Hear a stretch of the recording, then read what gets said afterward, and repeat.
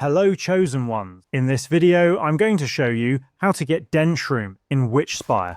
When you're just starting out in Witchspire, you'll most likely come across Froblin Cave as part of the main quest line, making this one of the earliest locations where you can gather useful resources. To find the cave, head west from my current location, and you should reach it without much trouble. Outside the entrance, you'll notice several Froblins roaming around the area. Thankfully, you don't actually need to fight them if your goal is only resource gathering. You can simply avoid them and head straight inside the cave. As soon as you enter, you'll immediately notice a large number of Denshrooms scattered across the ground.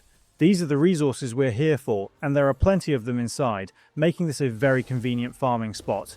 I recommend collecting a good amount while you're here, so you won't need to make repeated trips back later. Stocking up early can save you time, especially if you end up needing Denshrooms for future crafting or progression. And that's everything you need to know about how to get Denshroom in Witchspire. If this video helped, please leave a like, drop a comment, and subscribe to the channel for more quick guide videos. Thanks for tuning in, and I'll see you in the next side quest.